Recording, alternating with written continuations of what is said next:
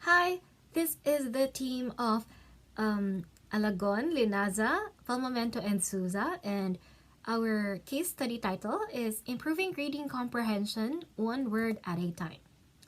Lack of vocabulary. Rational. Teachers commonly accept that the presence of a rich vocabulary plays an important factor in school success. According to Snow, rich vocabulary contributes to a child's learning and success at school. Furthermore, a larger vocabulary aligns with emphasis on exploratory education at the middle level. If students lack the terms to identify and explain a nuanced concept, they may also lack a unique and rich understanding of that concept.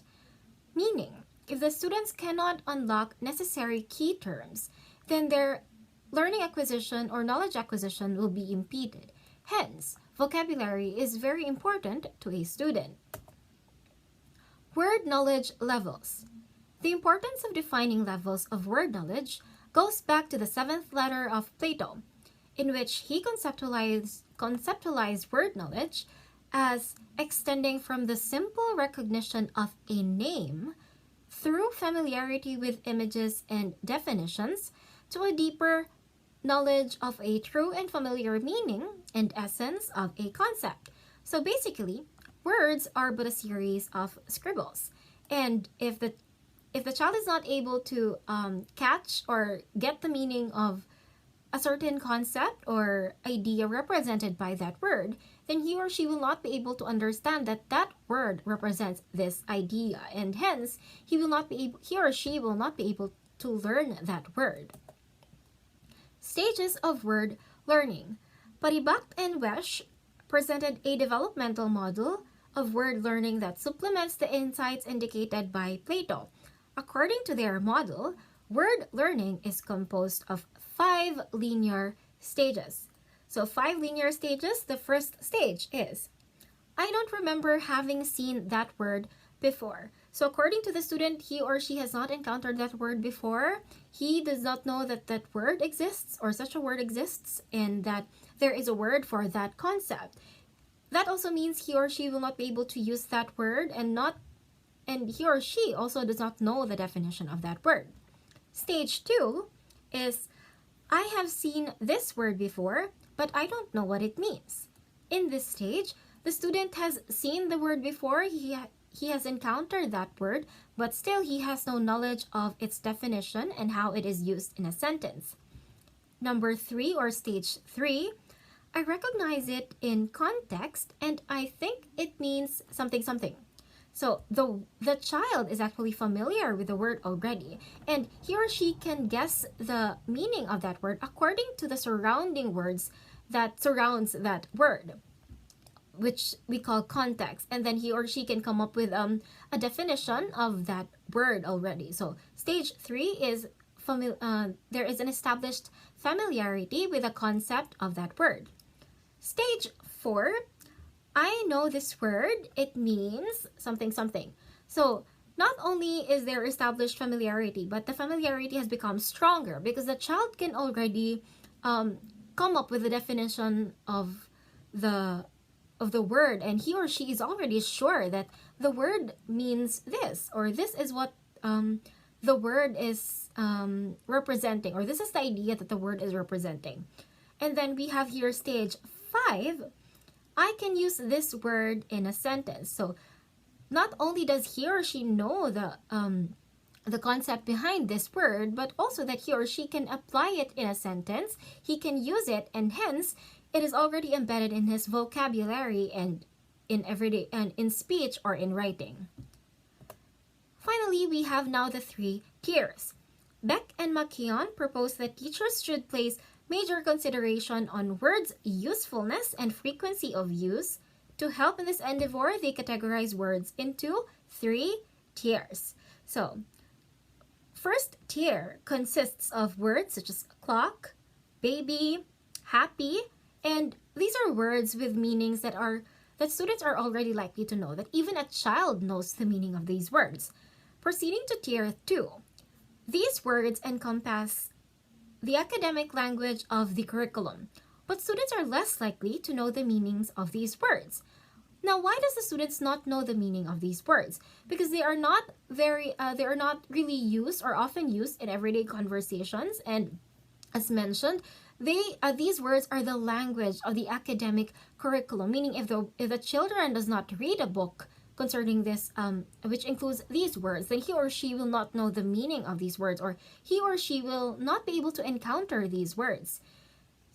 The students must learn the tier 2 words, because these are key terms for them to understand the meanings and definitions that are written in a book. Because, of course, again, these are academic language of the curriculum. Now, proceeding to tier 3. Tier 3 contains highly domain-specific words such as irksome and palate, which rarely appear in text. Meaning that these words, irksome and palate, are not really encountered by the students when they are reading. And hence, we can call these, because it's stated here that they are domain specific, we can call them jargon to a specific field, or something like that.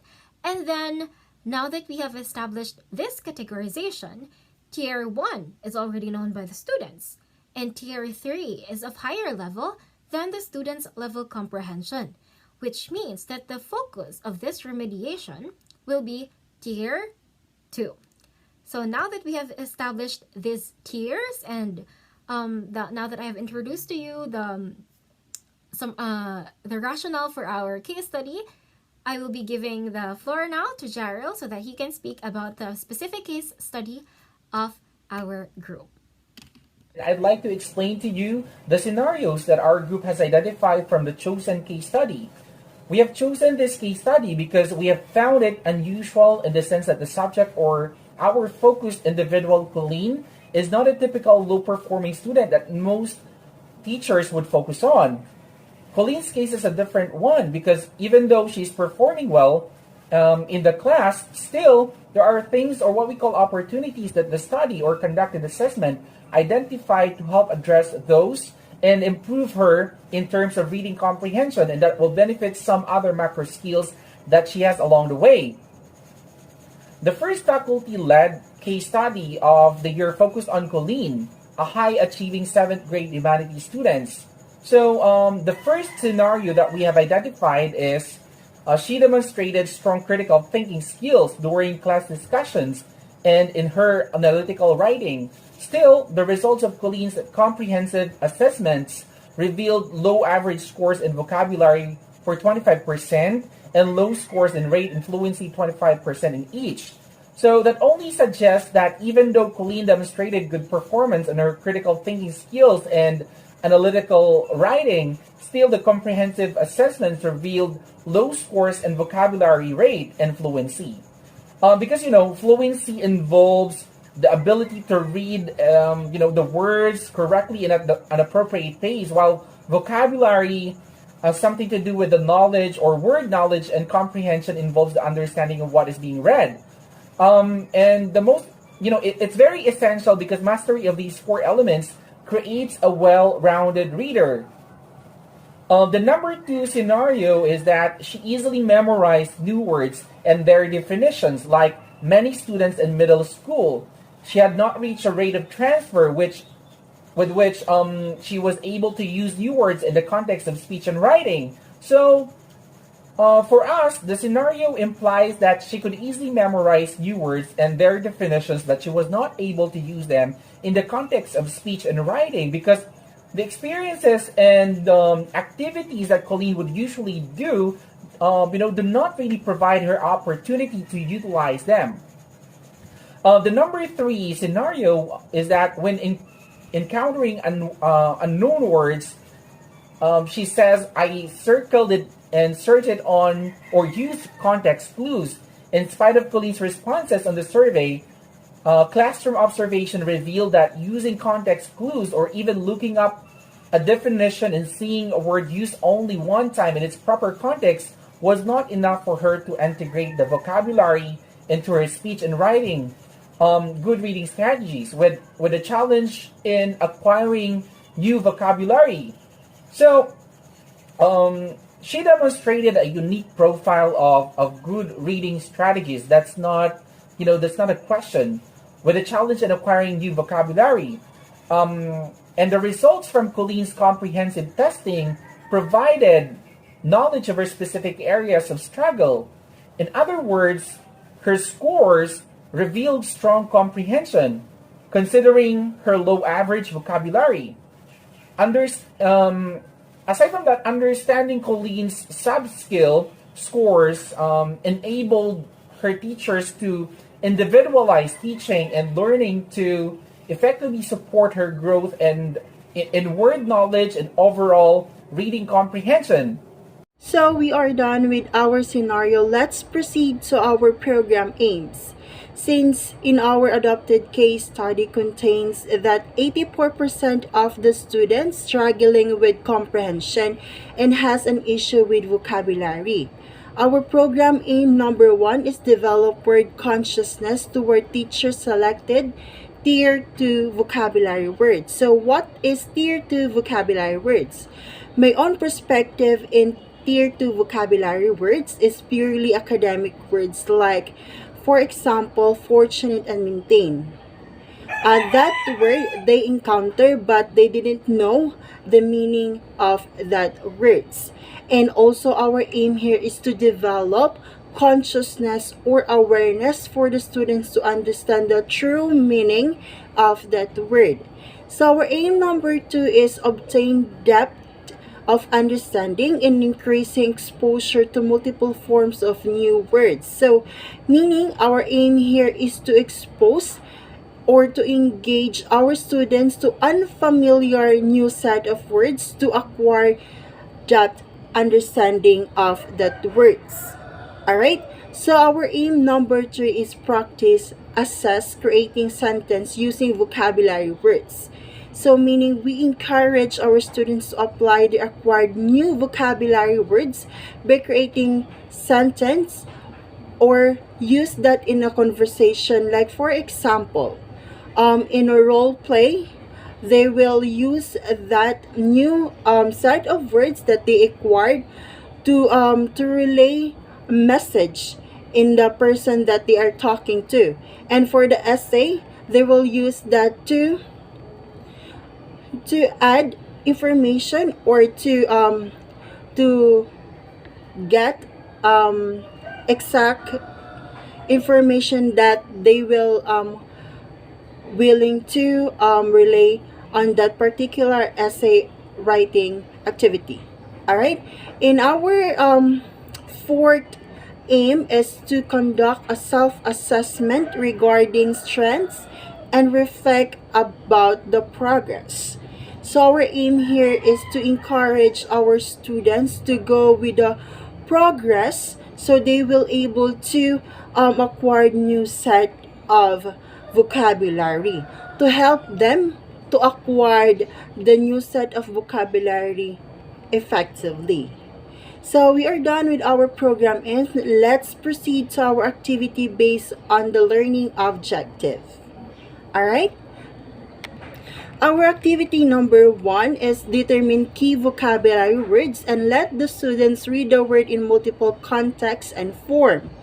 The teacher uses content area materials to identify key vocabulary words to organize knowledge. Our second activity is to introduce multiple forms of new words, giving additional instruction to key tier 3 words. So the teacher will introduce the students in multiple forms of words or difficult words they didn't encounter before, but they will acquire that in the process in unlocking the tier 3 words. So what is tier 3 words? They are rarely appeared in the text. They are difficult words that the children didn't encounter in their daily basis. So they will unlock that through this activity. All right. So our activity number 2. So we are in the last part of our activity, which is activity number 4, reflection and assessment of struggles and strength. The teacher will continue to check in while monitoring to talk openly about the struggles that the students have with the vocabulary and as well as their strength, honor feeling of frustration and reflect on the progress. So the teacher will continue to check the progress of the students to assess them and to help them to acquire new set of words because for me vocabulary it's so very important because we all know that vocabulary its strongest correlation with reading comprehension, so we need to learn a new set of word for us to able to enhance our vocabulary and to understand concept easily. Teacher's rule. Teacher uses content area materials to identify key vocabulary words.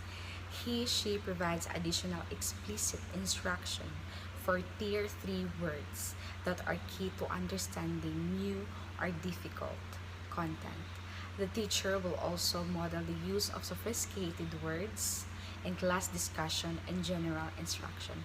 So basically, teacher can provide effective vocabulary instruction by selecting those words, defining and contextualizing those words, like write the words and definition in the notebook, or write the words and definition on the small cards, or say the words many times so that the students will remember what the teachers are trying to say.